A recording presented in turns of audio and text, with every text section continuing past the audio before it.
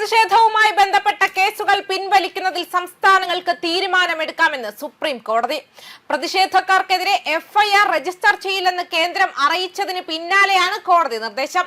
പാർലമെന്റിലേക്ക് നടത്തിയ മാർച്ചുമായി ബന്ധപ്പെട്ട സംഭവങ്ങൾ അന്വേഷിക്കാൻ സുപ്രീം കോടതി മുൻ ജഡ്ജിയുടെ നേതൃത്വത്തിൽ ഉന്നതാധികാര സമിതി രൂപീകരിക്കുമെന്ന് ചീഫ് ജസ്റ്റിസ് സൂര്യകാന്ത്, ജസ്റ്റിസുമാരായ ജോയ് മല്യ, ബാഗ്ചി, വി മോഹന എന്നിവരടങ്ങിയ ബെഞ്ച് അറിയിച്ചു.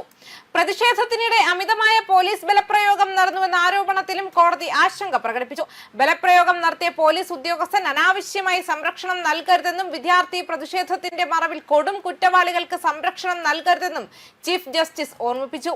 ഇത്തരം പോലീസ് ഉദ്യോഗസ്ഥർക്ക് യാതൊരുവിധ പരിഗണനയും ഉണ്ടായിരിക്കില്ല. പോലീസുകാർക്കെതിരായ അന്വേഷണത്തിന് പ്രത്യേക സംഘത്തെ രൂപീകരിക്കുന്നത് പരിഗണനയിലുണ്ടെന്നും സുപ്രീം കോടതി പറഞ്ഞു. വിദ്യാർത്ഥി പ്രതിഷേധത്തിന്റെ മറവിൽ നുഴഞ്ഞു കയറിയ ക്രിമിനൽ പശ്ചാത്തലമുള്ളവരെ വെറുതെ വിടാൻ ഉദ്ദേശിക്കുന്നില്ലെന്നും solicitor general Tushar Mehta supreme കോടതിയെ അറിയിച്ചു.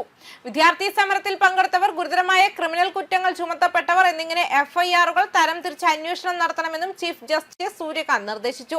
കൊലപാതകം പോലുള്ള ഗുരുതരമായ കുറ്റകൃത്യങ്ങളിൽ അകപ്പെട്ടവരെ മാത്രമേ ക്രിമിനൽ കാറ്റഗറിയിൽ ഉൾപ്പെടുത്താവൂവെന്നും ചെറിയ കേസുകളോ രാഷ്ട്രീയ പ്രതിഷേധങ്ങളോ ഉൾപ്പെടുത്തരുതെന്നും കോടതി വ്യക്തമാക്കി. എന്നാൽ ഗുരുതര ക്രിമിനൽ കുറ്റങ്ങൾ ചുമത്തിയവർക്ക് പ്രതിഷേധത്തിൽ പങ്കെടുത്തു എന്നതിന്റെ പേരിൽ മാത്രം സംരക്ഷണം തേടാൻ കഴിയില്ല. അടുത്ത വാദത്തിന് മുൻപായി എല്ലാ കക്ഷികളും മറുപടികൾ സമർപ്പിക്കണമെന്നും കോടതി അറിയിച്ചു.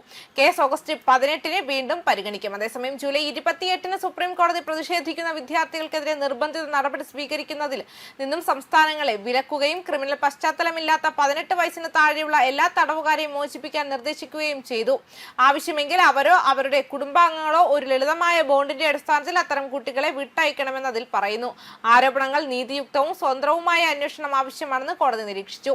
നിയമം കയ്യിലെടുത്തവർ ഉൾപ്പെടെ ആക്രമണത്തിനോ അതിരു കടന്നതിനോ ഉത്തരവാദികളായ ആരെയും ഉത്തരവാദിത്തപ്പെടുത്തണമെന്നും കോടതി പറഞ്ഞു. പ്രതിഷേധക്കാർക്കെതിരെ പോലീസ് പെല്ലറ്റ് തോക്കുകൾ, ആണികൾ പതിച്ച ലാത്തികൾ, റബ്ബർ ബുള്ളറ്റുകൾ, ഇലക്ട്രിക് ബാറ്റണുകൾ എന്നിവ ഉപയോഗിച്ചതായും നിരവധി വിദ്യാർത്ഥികൾക്കും യുവതികൾക്കും ഗുരുതരവും ജീവന് ഭീഷണിയുമായ പരിക്കുകൾ വരുത്തിയതായും ആരോപണങ്ങൾ കോടതി ശ്രദ്ധയിൽപ്പെടുത്തി. പ്രതിഷേധങ്ങളുമായി ബന്ധപ്പെട്ട രജിസ്റ്റർ ചെയ്ത എഫ്ഐആറുകൾ അന്വേഷിക്കാൻ ഡൽഹിയും മറ്റ് സംസ്ഥാന സർക്കാരുകളും അനുവദിച്ചെങ്കിലും പ്രതിഷേധിക്കുന്ന വിദ്യാർത്ഥികൾക്കെതിരെ യാതൊരു നിർബന്ധിത നടപടികളും സ്വീകരിക്കരുതെന്ന് കോടതി നിർദ്ദേശിച്ചു. ക്രിമിനൽ പശ്ചാത്തലമുള്ളവർക്ക് സംരക്ഷണം ബാധകമല്ലെന്ന് കോടതി വ്യക്തമാക്കുകയും ചെയ്തിട്ടുണ്ട്. ന്യൂസ് ഡെസ്ക് കർമ്മ ന്യൂസ്.